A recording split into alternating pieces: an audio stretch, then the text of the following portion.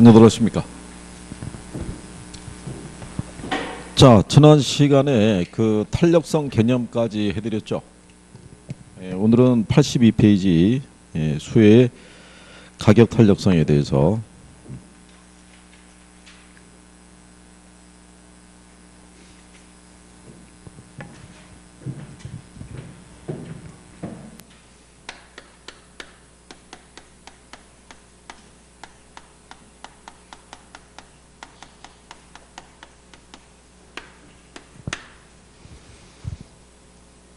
자, 수의 가격 탄력성이라는 것은요, 지난 시간에 우리가 개념할 때 말씀을 드렸는데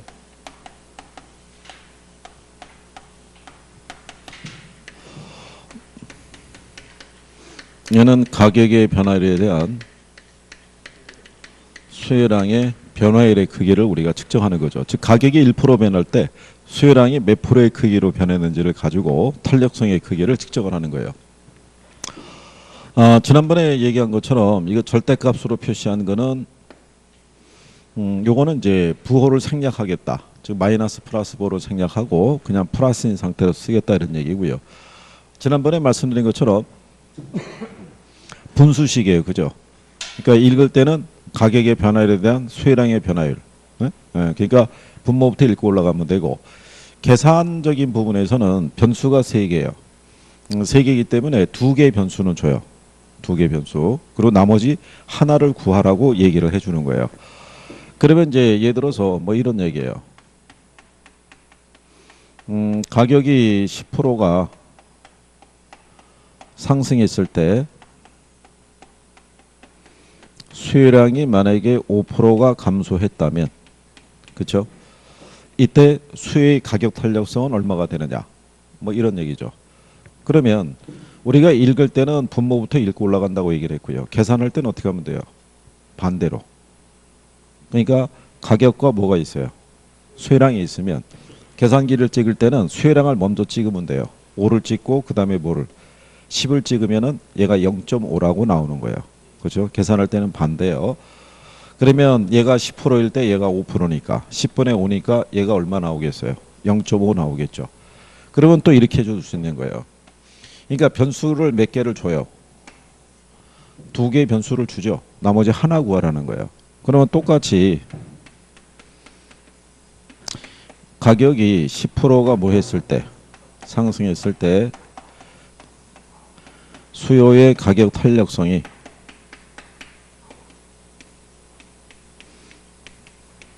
0.5라는 거죠. 이제 수요량의 변화율이 어떻게 되느냐 이렇게 물어보는 거죠. 그러면 여기도 지금 2개의 변수가 줬죠. 나머지 하나만 구하면 되죠. 그러면 이 상태에서 우리가 이 분자를 계산하잖아요. 분자를 계산할 때는 여기 분모에다가 이 몫을 곱하면 돼요. 곱해서 올라가면 즉 10 곱하기 0.5 하면은 5% 나오겠죠. 다만 이제 여기서 얘가 상승을 하게 되면 이 수요량이 어떻게 돼요? 감소하죠. 감소하는 이유는 왜 그러겠어요? 얘가 지금 가격이 상승하니까 감소하잖아. 이거 상승하면. 여기도 지금 얘가 10% 상승할 때 얘가 0.5면은 수요량이 몇 프로가? 5%가 감소하잖아요. 그죠? 그럼 얘 상승할 때 왜 감소해?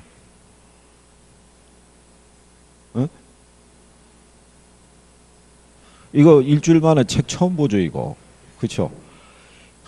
이거 틀림없이 인강 듣는 분들도 똑같을 거예요. 아마 계획은 세워놓고 차일피일 미루다가 갑자기 들어보면 지난번에 했던 건 기억도 안 나고 그거 다시 돌려보기도 쉽지 않고. 그렇죠?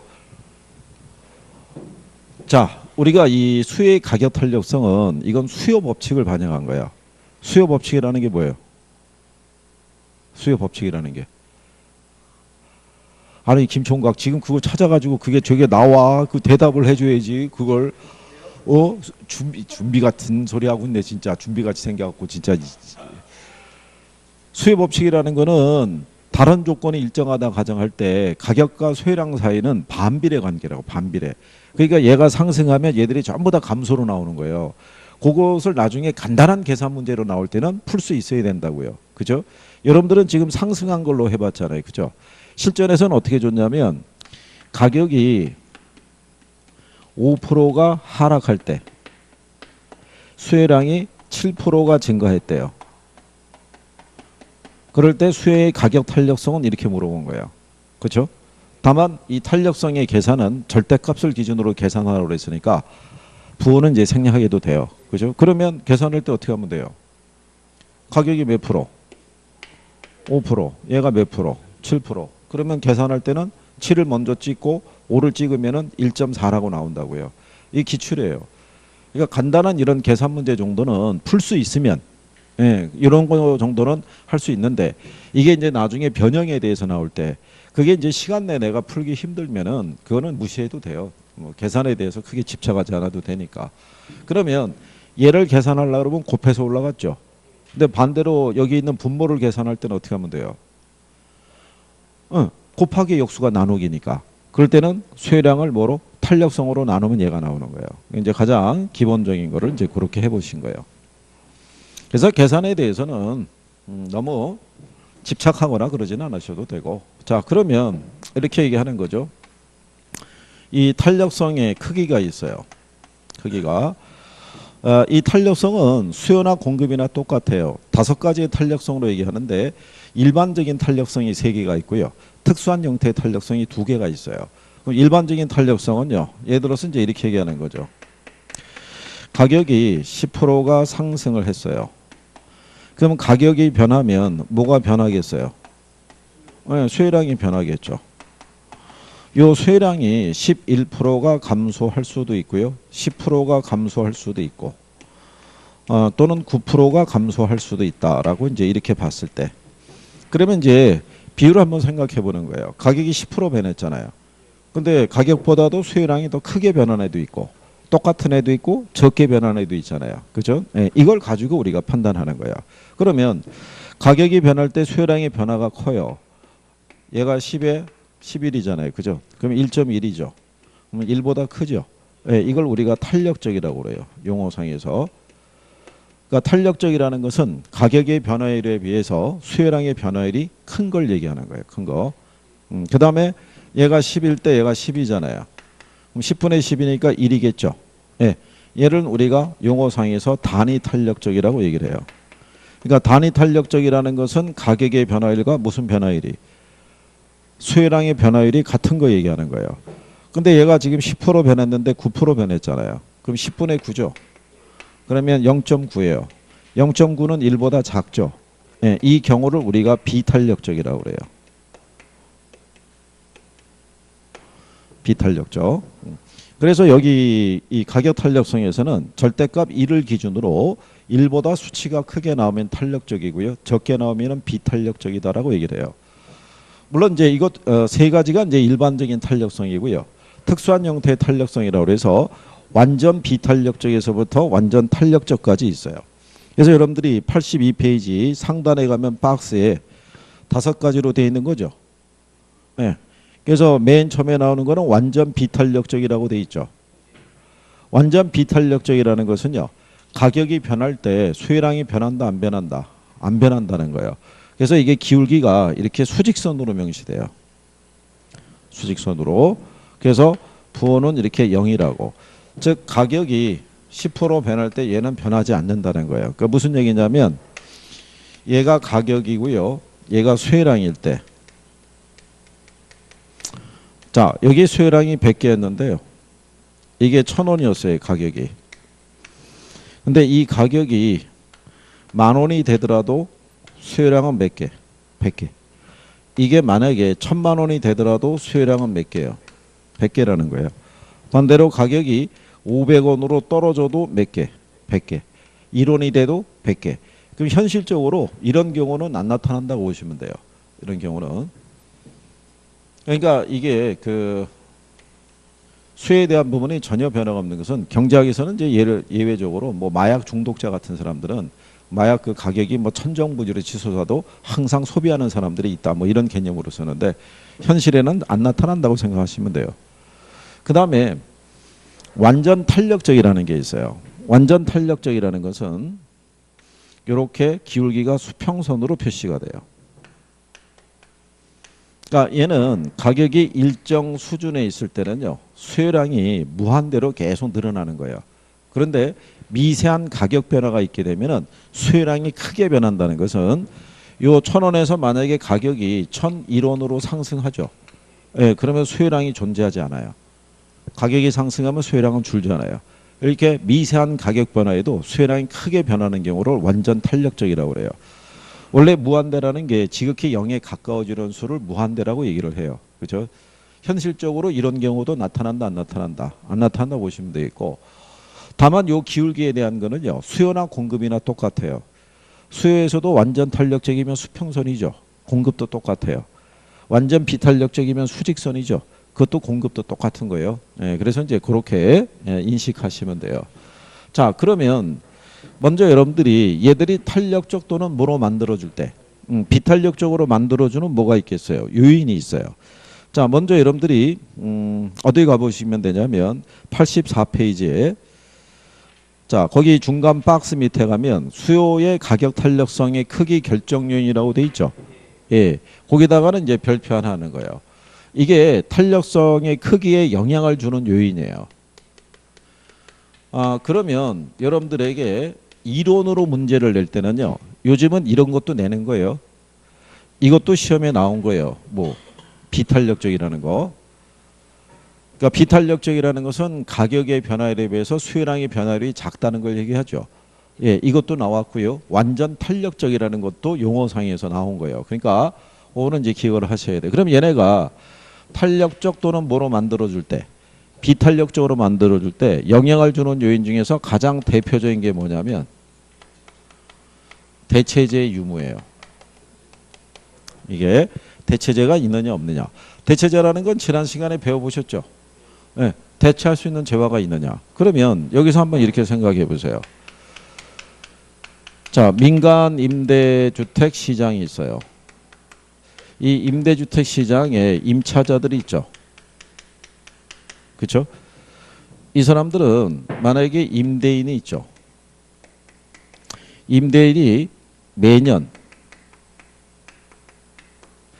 보증금이라든가 월세 또는 임대료를 갖다가 인상을 할 때 이 사람들은 대부분 그냥 받아줄 수밖에 없어요. 그럼 왜 받아줄 수밖에 없냐면 요 임대주택을 대신할 만한 대체제가 없어요. 그래서 이 사람들이 비탄력적인 반응을 보이는 거예요. 자, 그러면 여러분들이 한번 이렇게 생각해 보세요. 얘가 인상이 되잖아요. 그러면 소비자 입장에서는 소비를 줄이는 게 마땅하겠죠. 그렇잖아요. 그럼 자기에게 유리한 방향이라는 것은 소비하는 양을 많이 줄일수록 유리해요. 근데 현실은 그렇지 못해요. 뭐가 없으면. 대체제가 없으면. 우리가 마트에 갔을 때 된장, 고추장 만약에 1kg짜리가 10,000원에 판매가 되고 있었는데 갑자기 30,000원으로 올랐어요. 그렇더라도 우리가 소비를 전혀 안 할 수는 없죠. 예, 그렇기 때문에 그런 경우가 왜 그러냐면 된장하고 고추장을 대신할 만한 대체제가 없어서 그런 거예요. 그러니까 여기도 마찬가지죠. 주택에 거주하지 않고 컨테이너 박스라든가 아니면 텐트 치고 살 수는 있어요. 근데 주택에서 주는 만큼의 효용은 기대하기가 힘들죠. 그러니까 올려달라고 그러면 올려줄 수밖에 없는 거예요. 왜냐하면 이사 간다고 그래도 다른 지역도 이미 오를 만큼 올랐기 때문에 이사 비용 이런 거 생각하면 있는 게 낫다는 얘기예요. 그러니까 뭐가 있느냐 없느냐가 중요해요. 네, 대체제가 있느냐 없느냐. 그러면 한번 이렇게 생각해 보세요. 그럼 여기 있는 임대인이 있죠. 이 사람들이 지금 비탄력적인 반응을 보이죠. 그럼 이 사람은 매년 보증금이나 이 월세를 올릴 때 수입이 늘어나겠어요? 내릴 때 수입이 늘어나겠어요? 생각해 보세요. 올릴 때 수입이 늘어나는 거예요. 올릴 때. 그거 얘기하는 게 그 앞 페이지 있죠? 그 82페이지 하단에 가면은 디귿에 수요의 가격 탄력성과 공급자의 판매 수입이라고 돼 있죠. 예, 그거랑 결부하시면 돼요. 그러니까 예를 들어서 이런 거예요. 그게 뭐 얘기하는 거냐면 수요의 가격 탄력성과 이게 원래 기업의 총수입이에요. 기업의. 그런데 학개론에서는 기업이라고는 안 나오고요. 임대업자의 수입을 생각하시면 되겠죠. 그죠? 그래서 원래 임대업자의 총수입이라고 생각하시면 되겠어요. 그러면 임대업자의 총수입이라는 것은요. 임대료 곱하기 임대 단위수로 이렇게 계산할 수 있다. 이런 얘기죠. 그럼 예를 들어서 뭐 이런 거예요. 임대료가 100만 원일 때요. 10가구가 세 들어 살고 있어요. 그죠? 그러면 임대업자의 수입이 얼마겠어요? 100만 원. 10가구. 1000만 원인 거예요. 그러니까 여기다가 100만 원 10가구 하면 1000만 원 나오겠죠. 그죠? 예, 이런 상태죠. 자, 이걸 굳이 이런 그림 그려서 할 필요는 없고요. 이걸로 그냥 이해만 하셔도 돼요. 그러니까 임차자들이 무슨 반응을 보일 때, 비탄력적인 반응을 보일 때는 이거를 뭐 할 때, 인상할 때 수입이 늘어나요. 왜? 이 사람들은 올리든 내리든 소비에 큰 변화가 없어요. 그러면 내려주는 것보다는 뭐 하는 게, 올리는 게 수입이 늘어나죠. 그렇죠? 그런 내용인 거예요. 이해하시겠어요? 그러니까 예를 들어서 뭐 이런 거예요. 임대업자가 임대료를 150만 원으로 올리겠다고 얘기해요. 그러니까 이제 임차자에게 통보하는 거죠. 올리고 새로 계약을 체결할 거냐, 이상할 거냐 알려달라는 거죠.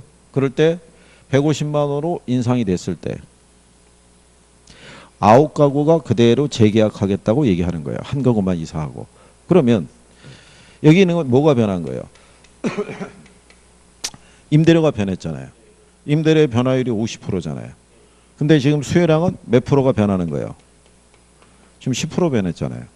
그럼 임대료의 변화보다는 무슨 변화가? 수요량의 변화가 작죠. 그걸 우리가 탄력적이라고 하겠어요? 비탄력적이라고 하겠어요? 비탄력일 거 아니에요. 그러면 여기 있는 이 점하고 이 점을 연결하면은 이런 기울기가 나오겠죠. 그렇죠? 그러면 여러분들이 보시다시피 이 선은 임대료가 변한 거죠. 여기 있는 요 밑변은 뭐가 변한 거예요? 수요량이. 그러니까 이 변화보다 이 변화가 작잖아요. 그러니까 기울기가 급하게 나오는 거예요. 그래서 비탄력적일 때. 그러면 원래 임대업자의 총 수입이 100만 원일 때 10가구 있었으니까 얼마였어요? 1000만 원인데 150만 원으로 인상을 했을 때 9가구가 있잖아요. 그럼 1350이니까 350만 원의 수입이 어떻게 돼요? 늘어났겠죠. 그렇죠? 근데 만약에 이렇게 했을 때요. 얘가 100만 원일 때 똑같이 10가구예요. 자, 이 상태에서 150으로 올리겠다는 얘기죠. 그랬더니 소비자들의 반응이 이렇게 나온 거예요. 한 가구. 다 이사 가겠다고. 그렇죠? 그러면 이제 이런 경우는 주변에 뭐가 많다는 얘기예요? 대체재가 많다는 얘기예요. 요때 정부가 주변에 공공임대주택의 공급을 확 늘린 거예요. 그러니까 사람들이 글로 빠져나갔다고 봐야겠죠. 자, 그러면 요거는 무슨 변화냐면은 임대료의 변화죠. 이건 무슨 변화야? 수요량의 변화죠. 이 변화가 크잖아요. 50% 인상했을 때 90%가 줄었잖아요. 그죠? 요때 요 점하고 요 점을 연결하면은 기울기가 이렇게 나오겠죠. 그렇죠? 그러면 여기 있는 이거는 무슨 변화? 임대료의 변화잖아요. 이 변화는 무슨 변화야? 양의 변화가 더 크죠. 그래서 기울기가 완만하게 나가는 거예요. 탄력적일 때. 자, 그러면 이 상태에서는 원래 1000만 원이었잖아요. 100만 원일 때 10가구였으니까. 근데 150만 원으로 올리니까 한 가구만 남았으니까 수입이 150이라는 얘기는 마이너스 850이라는 얘기죠. 그러면 임차자들의 반응이 탄력적일 때는 임대료를 올리면 수입이 오히려 어떻게 돼요? 줄어들죠. 그렇죠? 이해하시겠나요? 근데 반대로 임대료를 낮췄다고 얘기를 생각해 보세요. 자, 150에서 100으로 낮췄어요. 그죠? 그러면 수입이 어떻게 되겠어요? 자, 100만 원 낮췄더니 10가구가 됐어요. 그죠? 그러면 1000만 원이잖아요. 그럼 거꾸로 마이너스 350이 되죠. 그렇잖아요. 비탄력적이라는 것은 올리든 내리든 양의 변화가 적은 거예요. 그죠? 근데 탄력적일 때 이거 내려주죠. 네, 그러면은 이게 100으로 낮춰주게 되면 10가구가 되면서 이 수입이 1000만 원이 되는 거예요. 오히려 850이 늘어나죠. 무슨 말인지 하시겠어요? 그러면 자, 여러분들이 만약에 임대업을 하는 사람으로서 어떤 이 임대 수입을 늘리려고 그러면 탄력적일 때 올려야겠어요? 비탄력적일 때 올려야겠어요? 비탄력적일 때 올려야겠죠. 내리면 손해죠. 그래서 비탄력적일 때가 비례하는 거예요. 수익과의 관계가. 올리면 늘어나고 내리면 줄어드는 거예요. 무슨 말인지 아시겠어요? 그러면 이런 그림은 나온다 안 나온다? 안 나와요. 이거 출제가 안 된다고요. 그러면 여러분들에게 문제를 줄 때는 어떻게 주냐면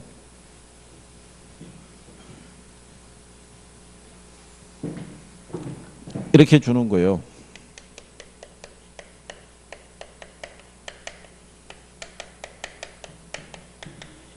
수혜 임대료 탄력성이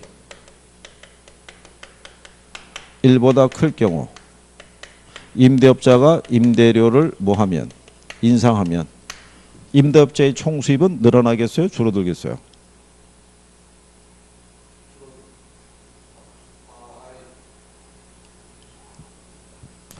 아니 그러니까 여기서 뭐가 중요하냐면 이거 왜 여기다 해놨겠어요? 아까 뭐라고 그랬어요? 절대값 1을 기준해서 1보다 수치가 크면 탄력적이라고 그랬죠. 적으면. 그럼 여기 지금 수혜 임대료 탄력성이 1보다 크다라고 그랬잖아요. 탄력적이에요? 비탄력적이에요? 탄력적일 때는 올리면 수입이 어떻게 돼요? 줄어들잖아요. 그러면 임대업자의 총 수입은 어떻게 돼요? 감소한다. 이렇게 나오는 거예요. 이렇게. 무슨 말인지 이해하시겠죠? 예, 그러니까 그런 내용 정도만. 그러니까 거기 우리 83페이지에 그렇죠? 이게 쭉 해설이 돼 있잖아요. 그죠? 예, 그러면 그거를 다 읽고 하려고 그러면 쉽지 않다고요. 그러니까 기본 요건만 이해하시게 되면 무슨 말인지 아시겠나요? 예. 그거만 이제 조금 해주면 돼요. 자, 그 다음에 이제 뒤로 넘어가셔서 대체재 유물 갖고 같이 정리했고요. 뒤로 넘어가면 이제 수혜 가격 탄력성에 영향을 주는 요인 84페이지에 가면 동그라미 A가 대체재의 존재 유무를 했었죠. 그 다음에 이제 두 번째가 뭐냐면 기간이에요. 자, 수요나 공급이나 단기는 비탄력적이에요. 근데 장기는 어떻게 된다? 가격 변화에 민감하게 반응을 하는 거예요. 그죠? 그러면 예를 들어서 지금 우리가 주유비가 그죠? 리터당 한 1,200원 선이에요. 그죠? 많이 낮춘 거죠.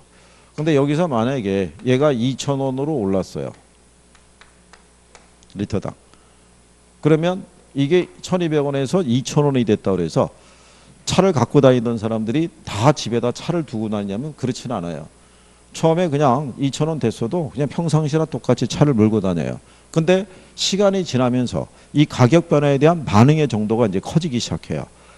1,200원일 때는 주유비가 월 한 30만 원이면 충분했는데, 그렇죠? 2,000원으로 바뀌니까 이게 월이 아니라 보름 만에 이게 30만 원 들어가는 거예요. 그럼 주유비의 부담이 커지잖아요. 그럼 시간이 가면 갈수록 집에다 차를 두고 다니는 사람들이 늘어나겠죠. 네, 그러니까 단기에는 가격이 조정이 되더라도 소비자들의 반응이 크게 나타나진 않아요. 근데 시간이 경과하면은 그 반응의 정도가 더 크게 나타난다고 생각하시면 돼요. 그러니까 기간이 길어질수록 뭐가 된다? 탄력적이 되더라. 민감하게 반응하더라. 뭐 이렇게 생각하면 되고요. 그 다음에 3번 같이 전체 소비 지출에서 차지하는 비중이 있죠. 비중은 그냥 이렇게 생각하면 돼요. 여러분들의 가계 소득이 있죠. 소득에서 차지하는 비중이 작으면 가격이 변하더라도 소비하는 양에 큰 변화가 없어요. 그러니까 예를 들어서 이렇게 생각해 보세요. 라면이 있죠. 라면이 800원에서 1,000원으로 가격이 상승했어요. 몇 프로 오른 거예요? 800원에서 얼마로 올랐다? 1,000원으로 올랐어요. 그죠? 네. 원래 800원에서 1,000원으로 인상이 되면 200원 올랐죠. 원래 800원에서 200원. 800원 대비 200원이면 4분의 1이잖아요. 그 25% 오른 거라고요. 원래 가격 대비.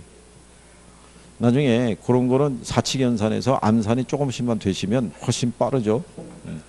아주 김총각은 편안한 표정으로 얘기하네. 틀린 답을 갖다가 그렇게 편안하게 얘기할 수 있어. 자, 그러면 800원에서 1,000원으로 가격이 인상이 됐을 때 우리는 갑자기 라면 소비가 확 줄어들까요? 아니잖아요. 그냥 평상시랑 뭐 똑같이 사서 먹을 거 아니에요. 그죠? 그런 내용인 거예요. 근데 가령 예를 들어서 여자분들이 좋아하는 모피코트가 있어요. 500만 원짜리인데 600만 원으로 올랐대요. 그렇죠? 그럼 20% 오른 거예요. 그럼 소비하는 양이 어떻게 돼요? 가뜩이나 적은데 더 줄어들죠. 그러니까 우리 가계 소득에서 차지하는 비중이 크면 클수록 가격 변화에 민감하게 탄력적으로 반응하고 적으면 적을수록 그냥 비탄력적. 평상시랑 똑같이 소비한다고 생각하시면 돼요. 자, 그래서 이제 그 내용이 옆에 85페이지 가면 위에가 D가 있고 그 밑에 가면은 E라고 돼 있죠. 상품의 성격이 있죠. 그래서 상품이 사치제일수록 탄력적이고요. 필수제일수록 비탄력적이라고 생각하시면 돼요. 무슨 말인지 이해하시겠어요? 거기 상품의 성격이 그거라고요. 된장하고 고추장 필수제 아니에요. 필수제잖아요. 가격이 올라도 사야 되고 내려도 사야 되잖아요. 그죠? 그럴 때 이제 비탄력적으로 반응한다 이런 얘기예요. 솔직히 모피코트는 있어도 그만이고 없어도 그만이에요. 그죠? 얘가 가격이 비쌀 때도 소비하는 양이 적잖아요. 오르면 더 적어지죠. 그렇잖아요. 근데 이렇게 비싼 애들은요. 만약에 이렇게 생각해 보세요. 500만 원짜리인데 이게 입점 기념으로 한정 피스 50피스에 한해서 5만 원에 판다고 생각해 보세요. 그럼 소비하는 양이 어떻게 돼요? 확 늘어난다고요. 평상시 같으면 못 사는 거예요. 그렇죠? 그래서 여러분들이 마트에서 왜 그 세일 전단 들어오죠? 예, 세일 전단 들어올 때 일면을 차지하는 게 뭐냐면 사치품이 들어오는 거예요. 가게에서 제일 소비가 늦게 되는 게 뭐냐면 남성 양복이에요. 정장.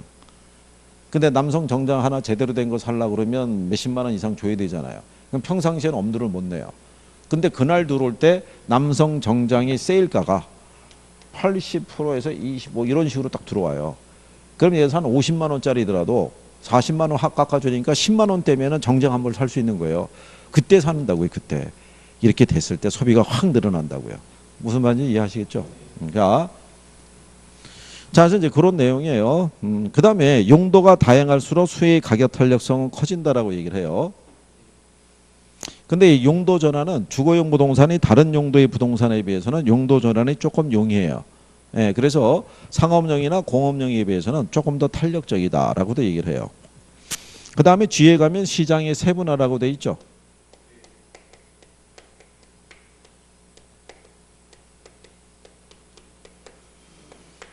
시장을 세분할수록 탄력적이 돼요.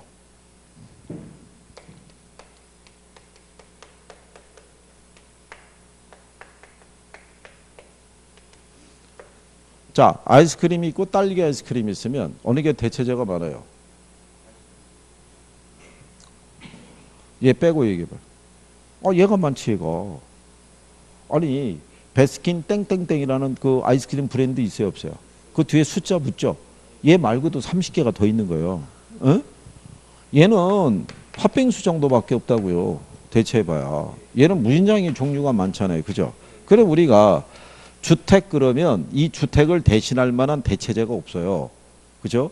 근데 이 주택을 세분하게 되면 단독주택도 있고 공동주택 그래서 아파트도 있고 연립도 있고 다세대도 있고 대체제가 어떻게 해야 돼요? 많아지죠. 그러니까 시장을 세분할수록 대체적 찾기 쉬워지니까 탄력적이 된다는 거예요. 그러니까 시장을 세분할수록 뭐가 된다? 탄력적이다. 이렇게 구별하면 되는 거죠. 그래서 이런 요인 때문에 얘가 탄력적이 될 수도 있고 뭐가 될 수도 있다. 비탄력적이 될 수도 있다. 이렇게 구별하면 되죠. 자, 그 다음에 이제 뒤로 넘어가시게 되면 수요의 소득 탄력성이라고 나와요. 자, 그러면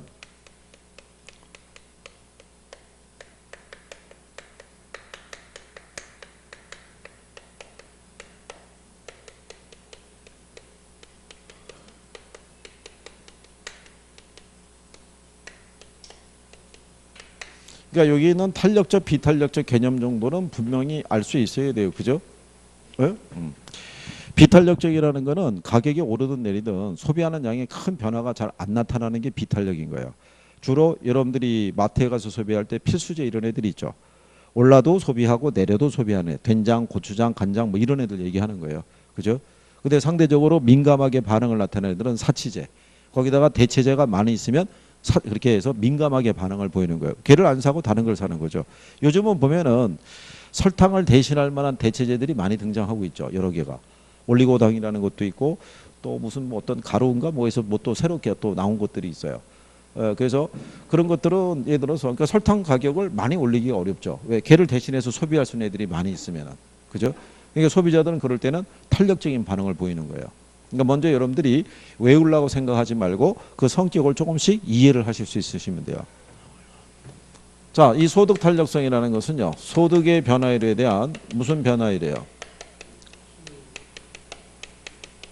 수혜량의 변화율이죠. 소득이 1% 변할 때 수혜량이 몇 프로의 크기로 변하는가? 그러면 자, 이렇게 보시면 소득이 10%가 상승했어요. 그랬더니 수혜량이 1%가 증가했어요. 그죠? 네, 그러면 자, 소득이 몇 프로? 얘가 1%죠. 예, 그럼 10분의 1이면 0.1이죠. 그럼 0보다 커요, 작아요? 0보다 크죠. 0.1이니까. 그럼 0보다 크다는 얘기는 부호가 플러스죠. 예, 그럼 얘를 정상제라는 거예요. 무슨 제와? 정상제. 근데 반대로 수혜량이 1%가 이렇게 감소할 수도 있겠죠. 그러면은 얘가 10%, 마이너스 1%잖아요. 그럼 마이너스 0.1이죠. 그럼 0보다 작죠. 그러면 부호가 마이너스죠. 그러면 얘는 열등제인 거예요. 그러면 가격 탄력성과는 다르게요. 소득하고 교차 탄력성어는요. 뭐가 중요하냐면 이 부호가 중요한 거예요. 뭐가 중요하다? 부호. 부호를 가지고 재화의 성격을 구별해 주는 거예요. 그러니까 수혜의 소득 탄력도가 플러스라면 A라는 재화의 수혜의 소득 탄력도가 플러스로 나타나면 그 재화는 정상재라는 거예요. 무슨 말인지 아시겠나요? 0보다 수치가 크게 나오면 무슨 재화? 정상재. 그렇게 정리하시면 되는 거예요. 자, 그럴 다음에 수요의 교차 탄력성이라고 있어요.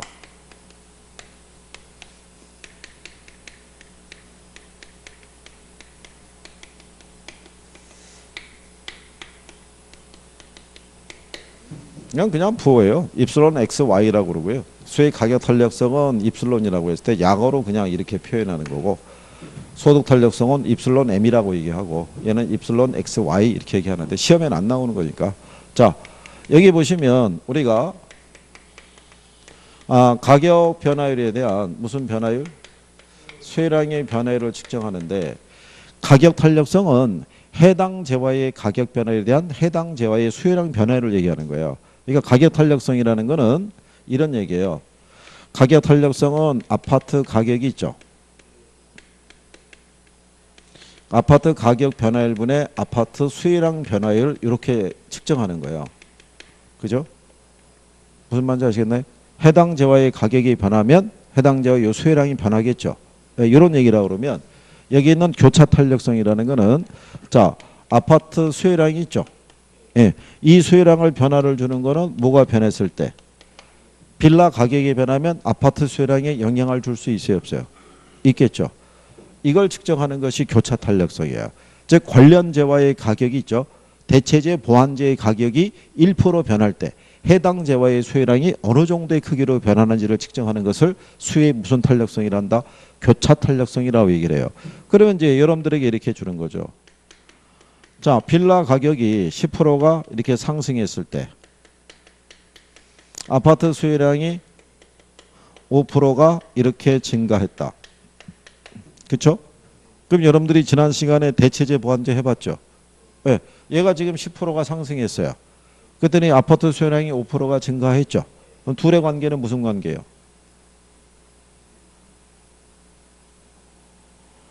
대체재잖아요, 대체재. 대체재라는 것은 한 재화의 가격의 변화에 대해서 관련 재화의 뭐가 해당 재화의 소비나 가격이 같은 방향으로 가면은 대체재라고 그랬잖아요. 그러니까 얘가 상승하죠. 그럼 얘 수혜량이 어떻게 돼요? 늘어나는 건 대체재인 거예요. 이게 화살표가 마주보면 보완재라고요. 그죠? 그러면 우리는 얘가 비싸졌으니까 상대적으로 얘를 대체해서 소비한다는 얘기잖아요. 그러니까 대체재는 대체재. 응? 그러면 얘를 우리가 측정하면 10분의 5잖아요. 10분의 5면 0.5죠. 0보다 크죠. 그럼 부호가 플러스죠. 그럼 얘를 뭐라고 그런다? 대체재. 응?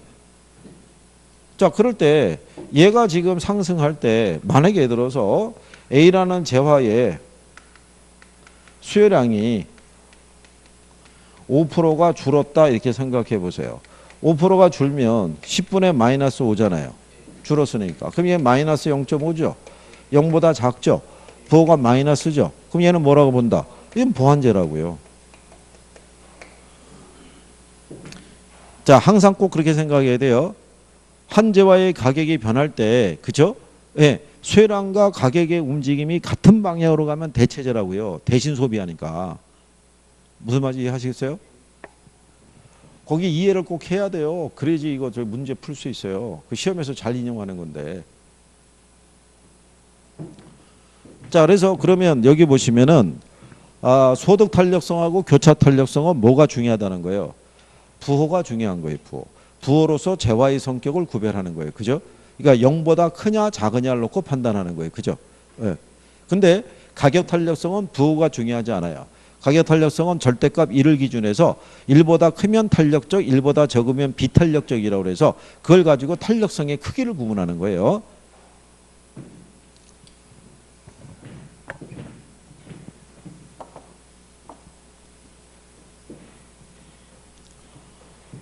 자, 그래서 이제 수의 가격 탄력성에 대한 거를 기본적인 거를 여러분들이 해보신 거예요. 그 다음에 이제 87페이지 하단에 가면 공급의 가격 탄력성이라고 있어요. 공급은 이 가격 탄력성밖에 없어요.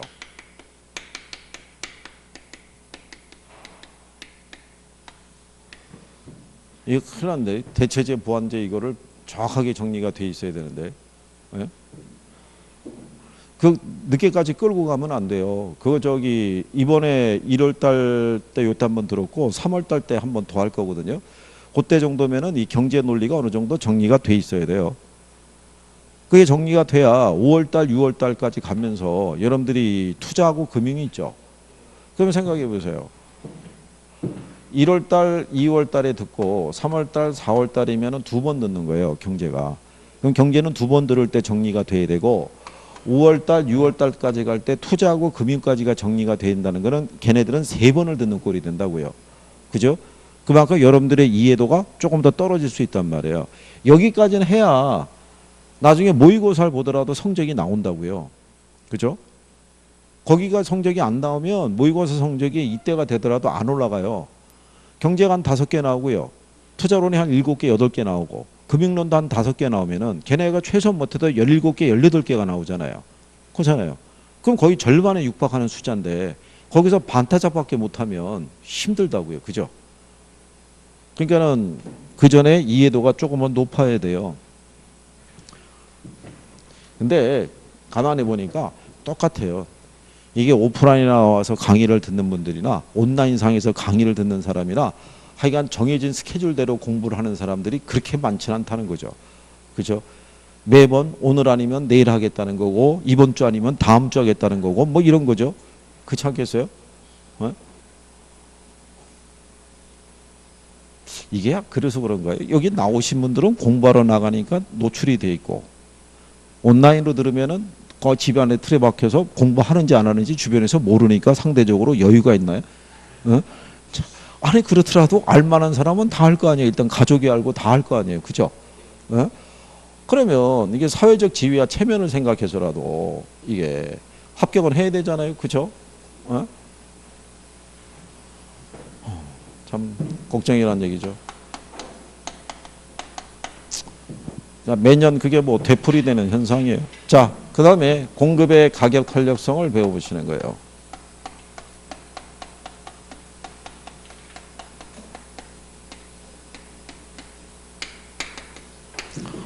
얘도 똑같아요. 가격의 변화율에 대한 무슨 변화율? 네, 공급량의 변화율의 크기를 측정하는 거예요. 가격이 1% 변할 때 공급량이 몇 프로의 크기로 변하는지를 수치로 우리가 확인하는 경우죠. 그렇죠? 자, 그러면 이 공급의 가격 탄력성도요. 크기 있죠? 예, 크기는 5가지로 구분할 수 있어요. 그죠? 자, 공급의 가격 탄력성에 대한 것도요. 87페이지 하단에 가시면 공급의 가격 탄력성이라고 밑에서 5번째 줄에 공급의 가격 탄력성이 있죠. 공급의 가격 탄력성과 그래프 해놓고요. 완전 탄력적, 탄력적, 단위 탄력적, 비탄력적, 완전 비탄력적으로 분리할 수 있다 이렇게 해놨잖아요. 그렇죠? 그러면 얘도 똑같아요. 일반적인 탄력성이 3개가 있고요. 특수한 형태의 탄력성이 2개가 있는 거예요. 그러면 여기 보시면 가격이 10%가 이렇게 상승했을 때 가격이 변하면 공급량이 변해요, 안 변해요? 변하겠죠. 그렇잖아요. 얘가 10% 변할 때 공급량이 10%가 이렇게 증가했대요. 또는 11%가 증가했대요. 또는 9%가 증가했대요. 그러면 얘가 지금 상승할 때 얘네가 지금 다 증가 함수로 표현이 되죠. 왜 그러겠어요? 왜? 아니 김총각 이거 째려보지 말고 얘기를 해줘야 되잖아 이게. 그렇지. 비례관계 비례. 그죠? 비례관계라는 건 뭐야? 그 비례를 물어보는 게 아니라 이게 공급법칙을 반영한 거잖아. 공급법칙을. 그렇지? 큰일 났네. 이게 김총각이 빨리 궤도에 올라가야지 이게 주변도 챙겨주고 그럴 텐데 큰일 났네. 너 나중에 이렇게 공부하다가 시험장에서 마지막에 다 끝나고 주변 사람하고 눈 마주치면 너 보면 외면한다고. 실력도 안 되는 게 쳐다본다고. 네가 돼야 되잖아 이거. 자, 아까 우리가 수요에서는 가격이 상승하니까 수요량이 다 줄었죠. 그러니까 그 수요의 가격 탄력성은 수요 법칙을 반영하는 거고, 여기는 가격이 상승하니까 공급량이 다 증가했잖아요. 그러니까 이건 공급 법칙을 반영한 거예요. 공급의 가격 탄력성은. 그러니까 가격이 상승하면 공급량은 어떻게 해야 돼요? 다 증가한다고요. 그죠? 그래서 이렇게 할 때 얘가 10% 변할 때 이 변화가 10%로 갔죠. 10분의 10이면 1이죠. 예, 여기도 똑같아요. 절대값 1을 기준으로. 얘를 용어상에서 뭐라고 그런다? 단위 탄력적이라고 얘기하는 거예요. 근데 얘가 11%가 변했다는 얘기는 가격 변화보다 양의 변화가 크죠. 10분의 10이니까 1.1이잖아요. 1보다 큰 애를 뭐라고 그런다? 탄력적이라고 얘기하는 거예요. 그죠? 근데 얘가 10% 변할 때 9% 변했잖아요. 그럼 10분의 9니까 0.9죠. 1보다 작죠. 얘를 뭐라고 그런다? 비탄력적이라고 얘기를 해요. 그러면 자, 공급자들은 이윤을 추구하는 사람들이죠. 그러면 가격이 오르면 공급량을 늘리면 늘릴수록 이윤이 커질 거 아니에요. 그죠? 그러면 가격이 오를 때 공급량을 갖다가 많이 늘린다는 얘기는 자기에게 유리한 방향으로 조정할 수 있다는 얘기죠. 예, 그게 탄력적이라는 거예요. 가격이 변하더라도 자기에게 유리한 방향으로 양을 쉽게 조정하지 못하는 것을 뭐라 그런다? 그걸 비탄력적이라고 얘기를 해요. 그죠? 예, 그래서 이렇게 일반적인 탄력성이 3개가 있고, 아까 얘기한 것처럼 특수한 형태의 탄력성이 완전 비탄력적과 완전 탄력적으로 2개가 있는 거예요. 그죠? 그래서 수직선하고 뭐로 표현하는 거예요? 수평선으로 표현하는 거. 무슨 말인지 아시겠나요? 자, 그러면 일단은 얘가 탄력적이거나 또는 뭐 비탄력적인 반응을 보이게 만들어주는 애들이 있겠죠. 예, 그게 이제 여러분들이 88페이지에 가면 상단 그래프 밑에 가게 되면 공급의 가격 탄력성에 영향을 주는 요인이 있어요. 예, 거기도 별표 하나 하는 거예요.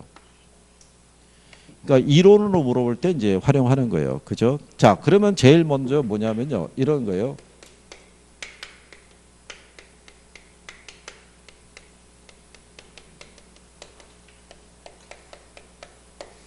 공급의 탄력성에서는 가장 크게 영향을 주는 게 이 시간이에요. 단위 시간. 그러니까 생산 기간이라고 생각하셔도 돼요. 생산 기간이 짧게 주어지죠. 그러면 비탄력적인 거예요. 이걸 길게 주어지면 어떻게 돼요? 탄력적이죠. 그렇죠? 자, 만약에 이 도시에 부동산 수요가 급증했어요. 그러면 주택에 대한 양이 많이 필요로 할 거 아니에요. 그런데 건설업자에게 이 시청에서 발주를 하는데 3개월 시간을 줄 테니까 주택을 5천 채를 만들어내라고 그러면 만들 수 있어요, 없어요? 못 만든다고요. 그냥 한 3년 줄게 그러면 만들 수 있어요, 없어요? 그럼 이제 어떻게 이제 꾸역꾸역 이제 하겠죠. 그러니까 기간이 짧게 주어지면 어떻게 해야 돼요? 비탄력적. 길게 주어지면 탄력적이라는 거예요. 그래서 이제 그 내용 하고요.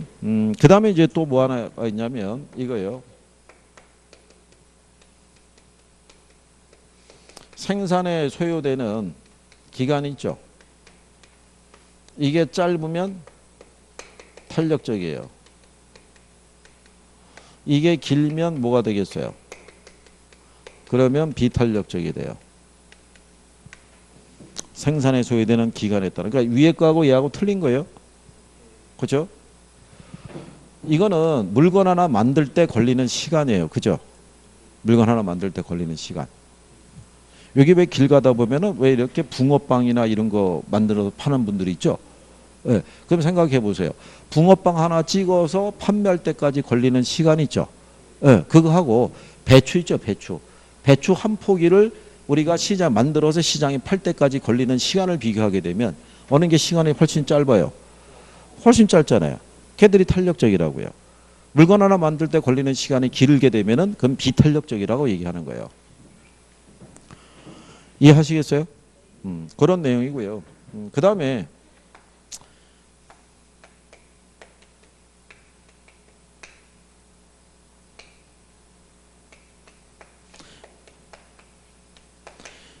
자, 제품을 생산할 때 생산비의 증가가 큰 상품이 있죠. 예, 얘들도 공급이 비탄력적이에요. 그냥 뭐 이렇게 생각하시면 돼요. 우리 교재에서는 동그라미 2로 나와 있는데, 자, 가령 예를 들어서 냉동이나 냉장식품 기억하시죠? 예, 걔네들은 수요가 급증하더라도요, 공급자들은 많은 양을 한꺼번에 생산하진 않아요. 왜냐하면 걔네는 물론 수요가 많아지면 생산을 늘리면 이윤이 커질 수가 있는데, 냉동이나 냉장식품은 생산만 한다고 끝나는 게 아니라 걔들을 보관하는 시설이 필요한 거예요. 그러니까 자기들이 만약에 생산을 해서 저장할 수 있는 그 용량이 있죠. 그 정도밖에는 생산 안 하는 거죠. 그 이상을 생산하게 되면은 걔들을 길게다가 실온에다 둘 수는 없잖아요. 그럼 걔들을 보관하는 창고나 이런 걸 또 지어야 돼요. 그럼 배보다 배꼽이 더 클 수 있는 거예요. 그러니까 생산을 늘릴 때 생산 요소 가격이 상승할수록 뭐가 된다? 비탄력적인 거예요. 근데 이제 부동산 쪽에서는 이렇게 얘기를 해요. 자, 부동산에서는 공급이 물리적 공급은 불가능하죠. 근데 무슨 공급은 가능해요? 경제적 공급은 가능해요. 그게 다른 말로 용도적 공급이라고 그래요. 그렇죠? 그런데 우리나라에서는 용도 변경을 통해서 공급을 하려고 그러면 관청의 허가를 받아야 돼요. 그러니까 이제 관청이 개입을 해서 용도 변경에 관한 규제 있죠. 이거를 강화시키면 공급을 늘리고 싶어도 못 늘려요. 그러니까 거기 나와 있는 대로 B 동그라미 B번이 있죠. 예, 거기 보면 C에 제한하는 법규가 많을수록 뭐가 돼요? 비탄력인 거예요. 그래서 부동산 공급은 그 부분에 영향을 많이 받는다. 이렇게 여러분들이 생각을 하시면 돼요. 무슨 말인지 아시겠나요? 그래서 그런 정도. 그 다음에 그 밑에 가면 6번에 탄력성과 균형의 이동이라고 돼 있죠. 예, 거기는 일단 별표는 하나 해야 돼요. 자, 거기에다가는요, 그냥 그거 하나만, 지금은 뭐 그거 해도 쉽지 않으실 테니까,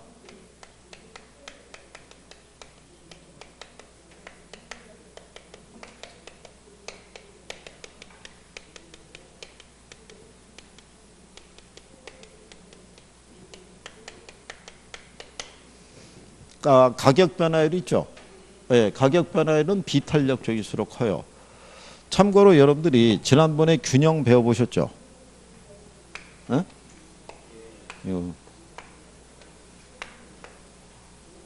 이게 최초의 균형인데, 김총각, 이 봐봐. 이따 적어도 돼. 집에 가면 인강 안 보지 이거.